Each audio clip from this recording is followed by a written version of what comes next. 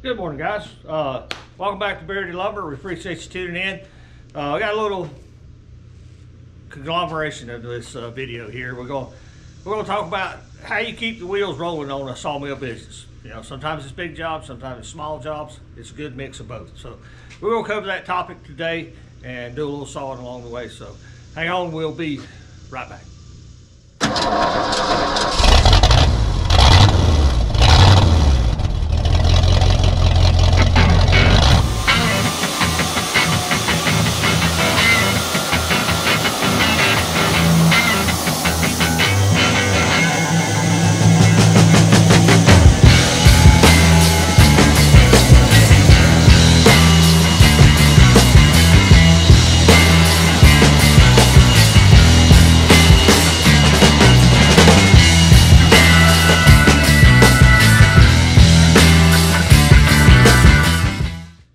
Guys, like I said, I greatly appreciate you tuning in today. The topic for this video is small jobs. You got to have them around your sawmill, guys. Every day is not going to be a good lick. If you watched the video a while back, we just finished up an order for 10,000 board feet. They stacks over there. Now you can't see them, but they stacks over there. I got stacks of wood everywhere. Okay, that's great. Everybody likes to get that, but that don't keep the wheels turning because those don't come every day. We're going to talk about the small jobs. They keep the lights turned on. The little $200 jobs, $300 jobs, $50 jobs. You know, they keep your business going. So don't stub your nose at them. Yeah, you got to do them. You got to be profitable at them, but you got to work them in too. Got a little job laying here. Lady brought. She wanted these old white pine timbers sliced up into 1-inch boards. I offered her white pine. I said, I got plenty, ready to go. Nope, want these. They got some sentimental value. So okay. We're going to put these on the mill, slice them up at 1-inch boards, and she'll be happy as can be. If you look behind me, it's a little hard to see. There's about, Lord, there's 1,600 linear feet of what will become 4- and 5-inch poplar boards. The customer just dropped them off this morning. We're going to turn them into what you see on this wall. That's a 4-inch white ash board. And down at the bottom is a 3.5. But we're going to do the same thing. We're going to plane them and square edge them to 4s and 5s, and he's going to do baseboard and window trim. Tickled him to death that somebody would do it. I'm like, yes sir, be glad to do it. I give him a, you know, kind of price per linear foot for planing and edging, and you know, it's one of the things, you be up front what it's going to cost. And I got another little job out here. It's just a log, so really nothing to show you. Lady called me the other day from the football association, the youth football that my grandson is actually in, and they're wanting some big 14-inch cookies to use as center plates for their fundraising event they're having here in a few weeks. I told her, yes ma'am, be glad to do that. Oh yeah, this stack of pine boards laying right here. We did that yesterday. A good customer called me, a repeat customer. They do crafts, they go to craft shows, and he likes having some 10-inch wide white pine boards, and he could plane them, but we normally whack them down to like 13/16, so he's only got to plane just a little bit on both sides. And actually just text me, he'll be here this afternoon to pick them up. These are small jobs, guys, and you know, that was less than an hour's work. This by myself this morning, probably less than an hour. Cutting them cookies, 30 minutes. I'm gonna take the log. I won't cover that today about how I try to safely saw cookies. So we'll cut that log down, mount it to a board, put it on the mill, and kind of go over that. Now this job back here with the poplar, it's gonna take a while because he got some boards in there 20 inches wide. Won't go through the planer, so we're gonna have to still debating whether I want to edge it first or plane it first. I prefer to plane first, edge second, but those wide boards, I may have to just go ahead and edge them first and be done with it. So that's the goal for today. I don't think we'll get all that poplar done, but it's Friday. It's been a hard week. We've been working late every night. We got a big update coming on our motor planer. All our electrical stuff is sitting over here now. I wrote the check for it, so I'll cry later. but it's here. It's all in house. The electrician come by and checked it out, made sure everything, you know, showed up the way he'd ordered it. So we're down to basically the electrician and him and another guy gonna come and do the install. Still gotta get all the wire and, you know, all the sundry stuff. But the big items is laying here. I'm tired of eating this elephant. I'm ready for it to be done. But we've been working on our vacuum system for our molder planer this week. There'll be several videos on that. I don't know if they'll come out for this video or not. That thing is a monstrosity. Let me tell you. It's something I've had in my mind for several years. When I bought a whole bunch of vacuum system stuff from a cousin of mine, tore down a cotton mill. I bought a mountain of it, more than I needed, but I had this project in mind. Didn't have this machine in mind. I knew I wanted something like this, and I knew I was gonna get it. So when the opportunity came to buy all that vacuum stuff, I bought it. And I got a barn up here that's just full of pipes and fittings and elbows and all kinds of stuff I'll probably never use, but it gives you options. So enough rambling. I'm gonna go get the tractor, get this pallet of little pieces over there, and we're gonna work through them. So be right back, guys. Okay, guys, I'm back. Got our first little cant loaded up here. Got the rest of them over there. Got my pallet ready to stack this stuff on now. They look like it got about an average 6.5 inch beam, so that works out pretty good. It allows me to take a little skim cut off both sides and then 1 inch boards to the bottom. I know people gonna ask how you price something like this. We just tell them up front, you know, by the hour, by the board feet. I will keep track of my time here, and I'll saw through this and I'll add the board feet up, and whichever's higher, board foot or time. If it works out the board foot's higher, that's what you get charged. You know, I can't do this for nothing. I'm not out here for a charity. I'm running a business. I have, you know, like every other business out there, you have a tremendous amount of expenses. Taking care of the local county, city governments, the state government, federal government. You know, we all got commitments to them we got to do. So, you know, you can't, there's charity. There's nothing wrong with doing charity work. Do a lot of it. We don't film none of it. But this is a paying job, and this is how it's gonna work. We're gonna do it. We're gonna run it. I'll keep track of my time. I'll add the board footage up, whichever one's, you know, appropriate for my profit margin. That's what they're gonna get charged. So it's just redundant. So I'll throw it on time lapse here. Matthew may just speed it up to the end because we got several other projects we want to kind of add in this video. But it's just a 1, 2, 3 process. Be careful. There's no good way to clamp it because only spot you're gonna have is this little dog and the clamp in the middle. So it can pop off there, so just be careful with it. Enough talking.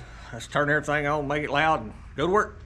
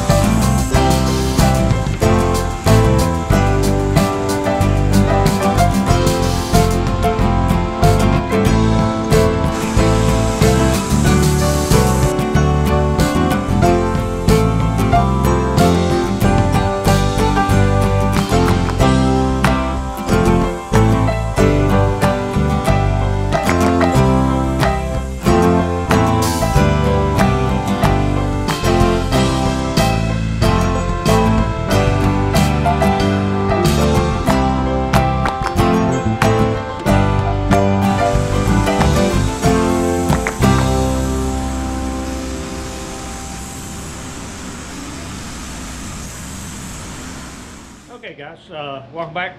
We got that little stack done. Just scaled it. It wasn't too bad. 124 board feet. I got approximately half hour's labor into it. The board footage is just a little bit below where I want to be as far as my pricing structure, so they're gonna pay for a half hour's labor, and that's it. Job one done. Give me a minute, and we'll get set up to maybe do this little cookie job. So be right back. Okay guys, we got our candidate here for cookie cutting. Let me start off by saying I don't recommend you do this. WoodMizer don't recommend you do this, but I know there's some of you out there that do, and there's ways to make it as safe as possible. And this is one way I found I prefer if I have to do it.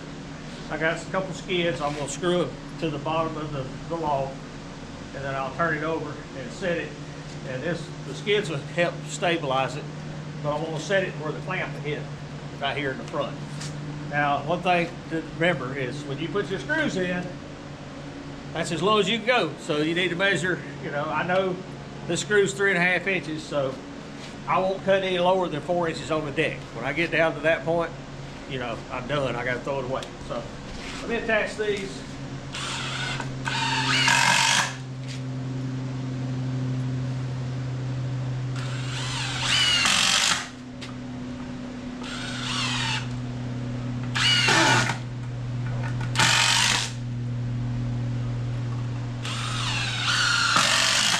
There we go.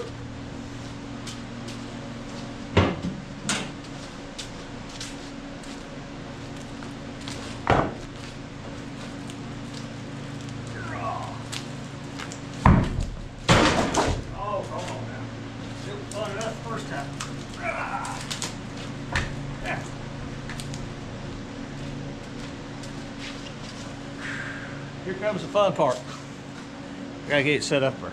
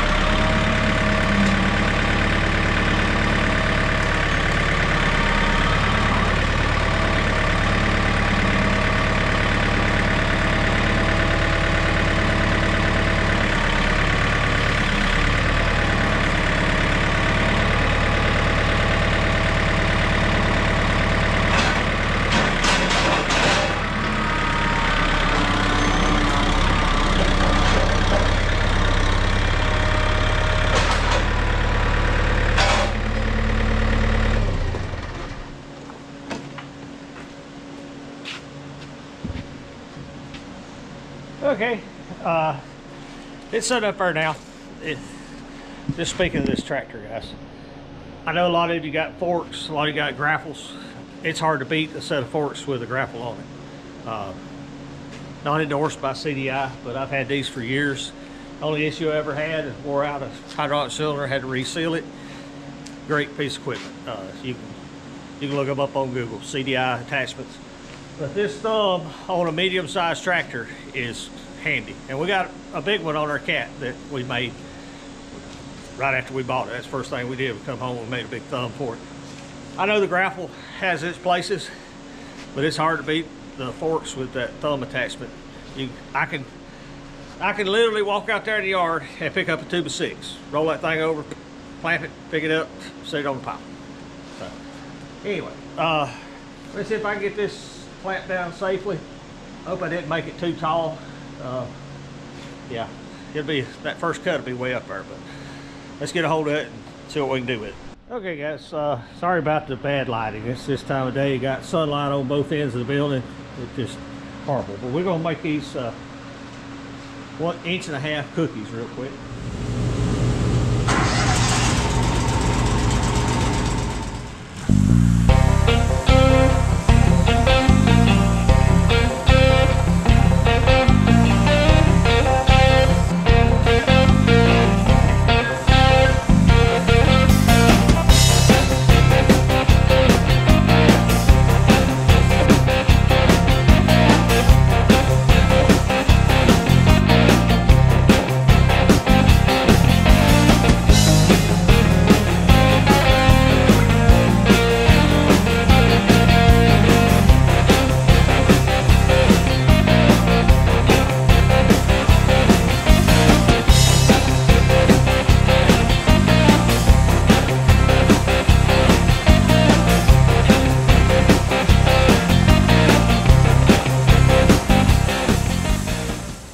Okay, guys, I hope you've seen that.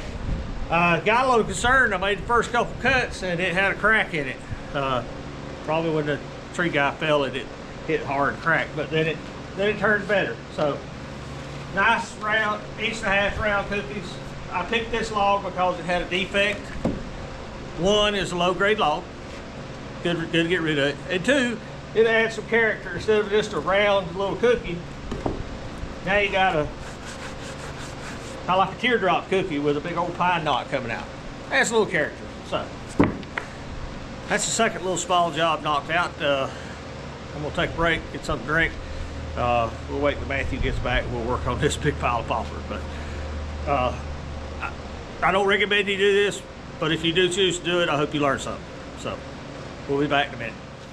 Okay, guys, we're on to the next little job, and it's not technically going to be a little job. It's there's a lot more involved, but it still falls under kind of the little job category. Had a customer bring me a big old pile of kiln dried poplar he'd had laying around for years. He's wanting to turn it into 4-inch and 5-inch square edge molding, and we'll get back to him. We're going to trim out part of his house with it. I don't normally edge before I plane, but you can see what they brought me. These are anywhere from 18 to 22-inch wide boards, and they won't go through the planer that wide. I can squeeze the 18 through, but it's just more aggravation than it's worth. So I went ahead before lunch and I started edging this pile. If you can see it, there's a lot of them there. Got a 10, 20, what is that, 2, 3, 4, 530 feet of 5 inches, and there's about 320 feet of 6 inches, and I got a list over here what he's trying to get, and we're sneaking up on it. We're gonna finish these up, and then we'll run them through the planer, and I'll come back to you.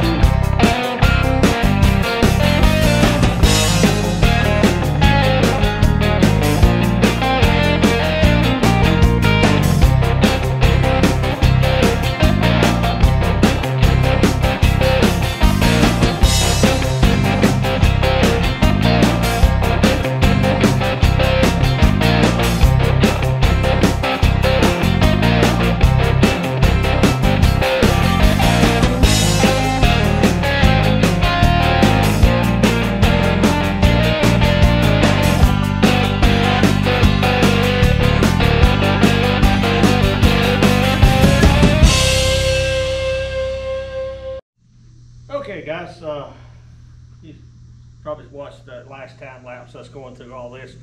It's just mind-numbing repetitive. I was actually listening to a book while we was doing it. We ended up with about 44 1x4s and 74 something 1x5s. Not a big job, but to the customer it's a big job.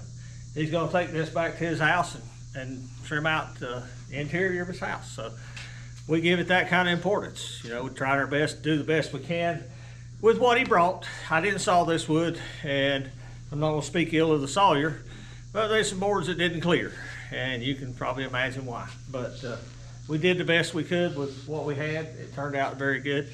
But the purpose of this video was just talking about small jobs. They keep the lights turned on, guys. You can't hit a home run every week. You may not hit a home run every month or so. You got to keep these $200, $300, $400, $500 jobs coming, and they'll keep you busy.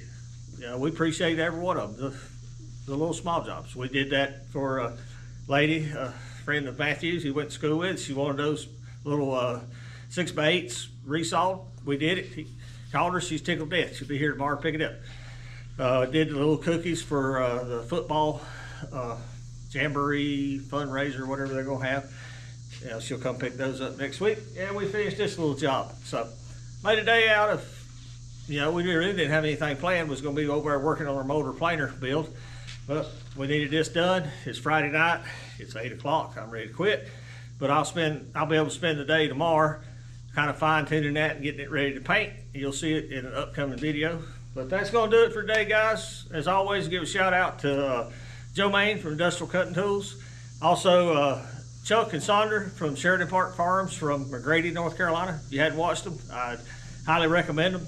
If you want to know anything about American farming, as well as he bought a WoodMizer and he's learning how to use it. He's a new guy, but knows a lot about farming.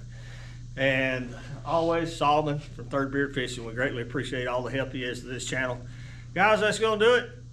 We'll see you back at the mill. Thank you for watching. Here's a video selection and a playlist suggestion. Click here to subscribe for more great content. We'll see you at the mill.